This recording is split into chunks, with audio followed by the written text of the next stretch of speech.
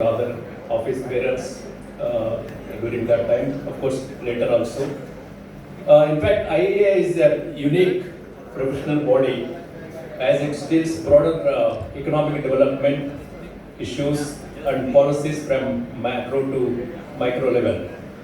In fact, the annual conferences of the society provide opportunities for young scholars to present research papers and interact with eminent economists and also non-economists.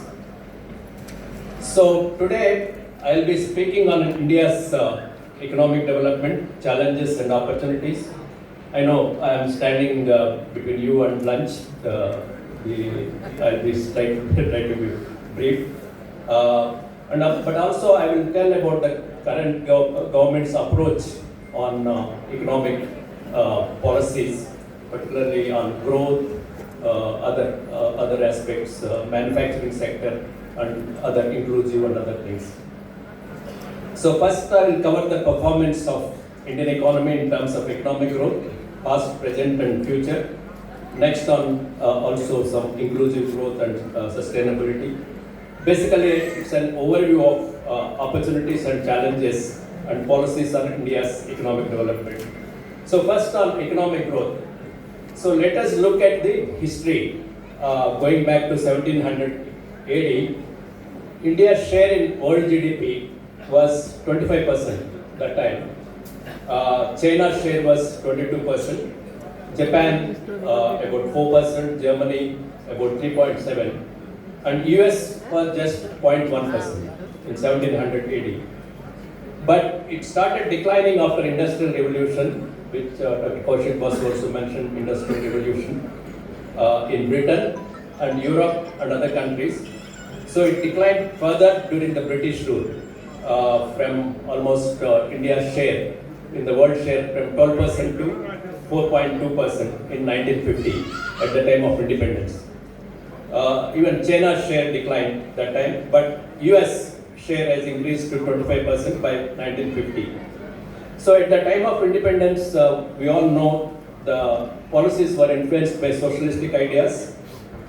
In fact, first 3 decades, we had protection policies, more state involvement, public sector dominated. Also, as mentioned, Mahalanobis model preferred heavy industry focus. So labor-intensive manufacturing, including primary education, was neglected that time since independence, were not given importance. Of course, we had some, achievements, big irrigation projects, green revolution, and higher education also, IITs and all. However, growth was low. And in the first 3 decades of independence, we had average growth of 3.5%. So by the end of 1970s, many countries, particularly in the East and Southeast Asia, including China, introduced economic reforms in the late 1970s itself. Of course, India introduced in 1991. In the last 3 decades after post-reforms, we had about 6 to 6.5% per annum. Of course, growth rate differs from a decade to decade because we had several shocks like the financial crisis, taper tantrum in 2013, NBFC crisis, COVID in 2020. But we have overcome all these shocks, and Indian economy is resilient and continues to be the fastest growing economy. So India missed 2 chances since independence. At the time of independence, we didn't give importance to labor-intensive manufacturing and also the education. Second one is we missed almost 15 years behind the liberalization because other countries started late 70s. So some people ask me why the is low. First 3 decades we had only per capita income growth of 1%. So now even 9-10% per capita income will be still we may go up, but we can't catch up with other countries like South Korea or China or other countries. China 5 times to our per capita income. So we have to grow faster in order to have more per capita income. So turning to future, everybody is talking about the Viksit Bharat, the 2047 goals. But there are several uncertainties at global level. There are several shocks, geopolitical and trade tariffs, and also to there is no respect for institutions like WTO, the the lateral institutions, and even there is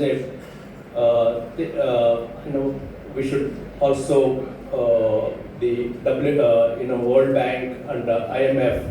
Those also we need to revamp and have new rules. But India is participating in G20, BRICS, and all the South-South cooperation also encouraging. But coming to domestic opportunities, the Viksit Bharat, as Dr. Rangarajan already mentioned, how to reach there. You need 7 to 8% real growth and 11 to 12% the nominal growth. In fact, states play an important role because it's a federation. So some of the chief ministers have already announced the targets for 2047. For example, Tamil Nadu said by 1 trillion economy by 2030. Similarly, UP has announced, and Andhra Pradesh, Telangana, several other states are announcing.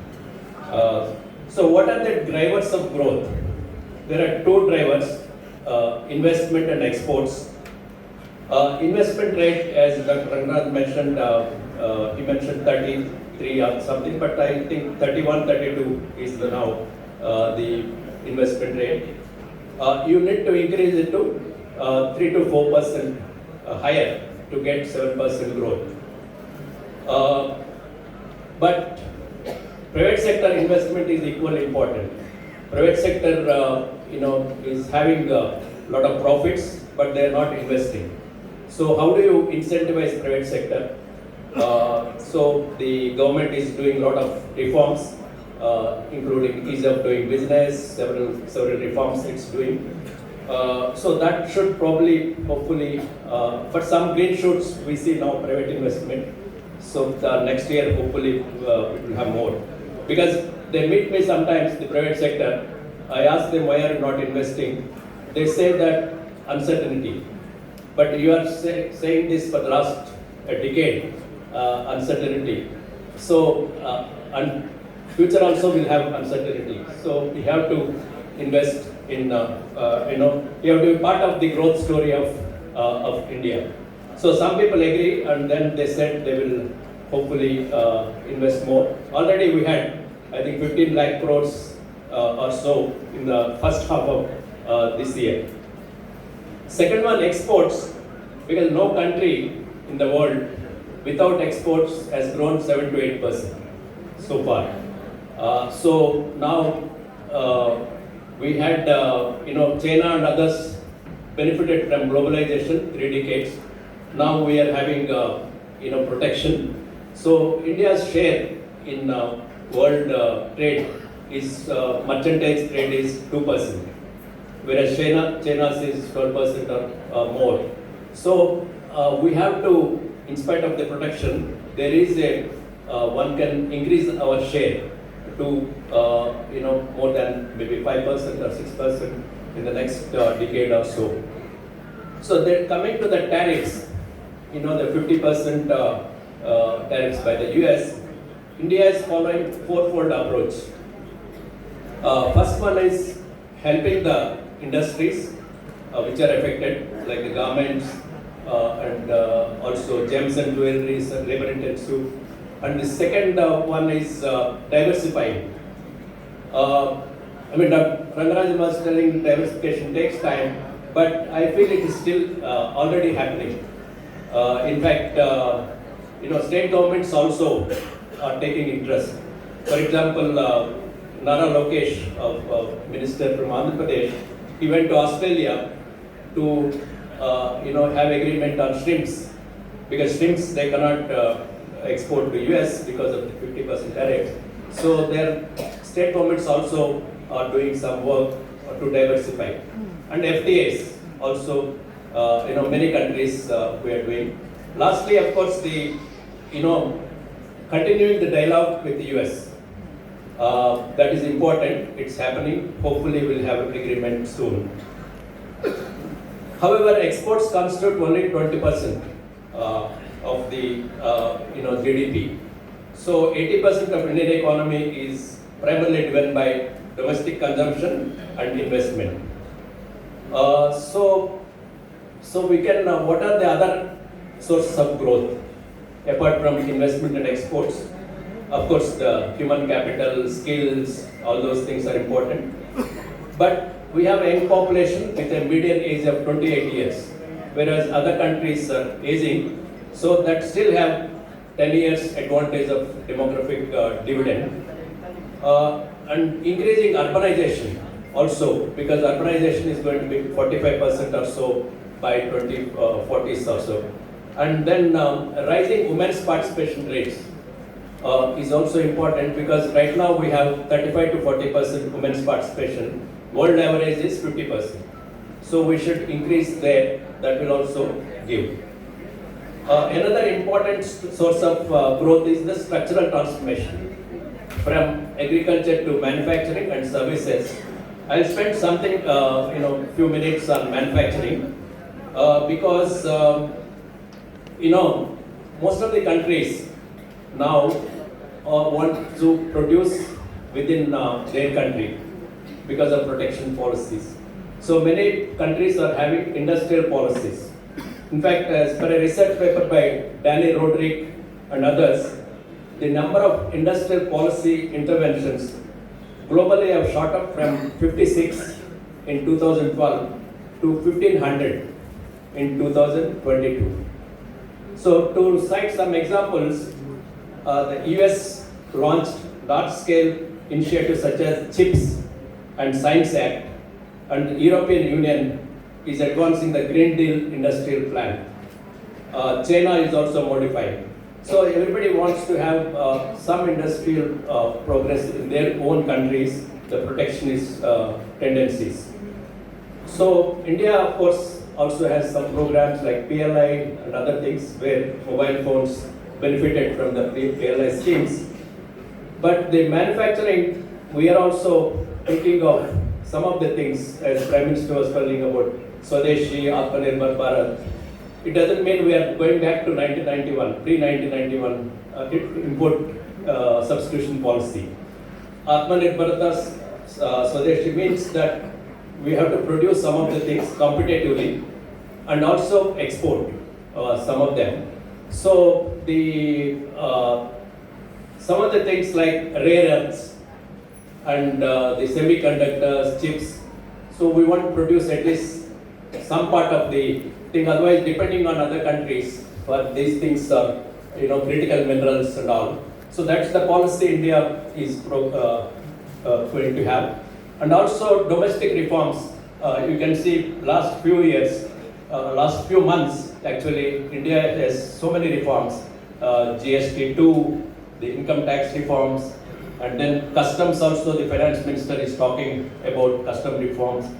And also even RBI, the monetary policy, also the, in fact, for the banks, more flexibility in the recent monetary policies. So India is now they're calling it presently the Goldilocks period, in the sense we have higher growth of 7 points above, and then 2% also inflation. This may continue for some time. So on manufacturing, I think as mentioned by Dr. Rangarajan and others, the labor-intensive manufacturing, of course, is one important one. And even government is giving importance to MSMEs also because that gives more exports and employment. So basically, Indian economy is resilient in spite of the tariff policies, but we have to avoid the middle income trap. The 2024 World Development Report of the World Bank says of the 101 middle income economies in 1960, only 23 had attained the developed income status. So India has to avoid this middle income trap. And now I come to the according to the government, Viksit Bharat doesn't mean just having the per capita income of developed status, but also the inclusiveness and also pro-nature, I mean the sustainability thing.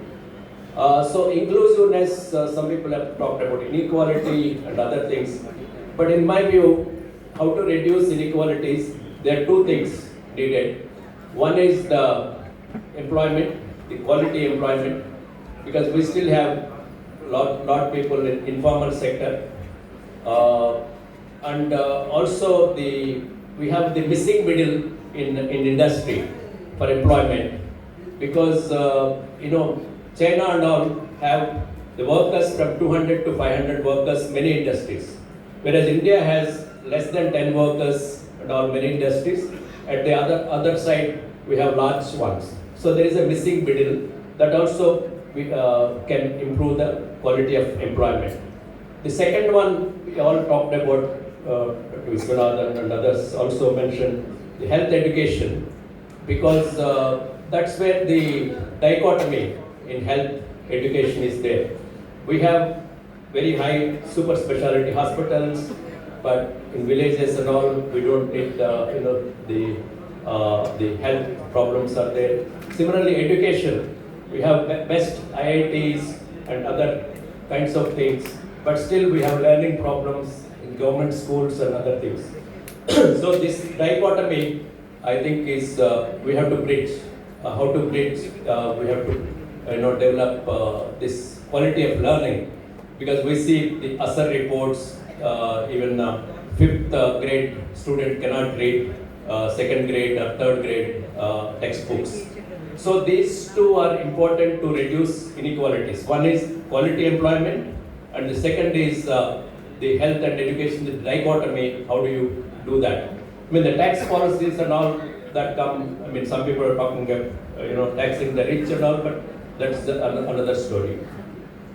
Now, on the sustainability, also we have to deal with, because we can't avoid the climate, risk. The climate risks are real, and also can be trade-offs, sometimes sustainability and development, but we have to work on these two legs, the growth and sustainability. Of course, third leg is inclusiveness. So another issue is the technology and employment, because the role of automation is increasing, particularly in the developed countries, AI, robotics, all these things. So there's a lot of debate on this technology and employment. In my view, net, positive employment could be there. For example, AI, we can have the back-end kind of jobs may go, but we may get, if you increase the skills, you may get more employment. So unless you improve the skills, AI can replace the jobs. So that's why the AI, now we want to have more skills people, and then the back-end kind of things can go over time. Still, robotics and all is still in India, it will take some time, but in advanced countries, it's already happening. And on sustainability, climate change, I mentioned, even MS Swaminathan, even in 1960s on sustainability, he asked the farmers not to be greedy for short-term gain.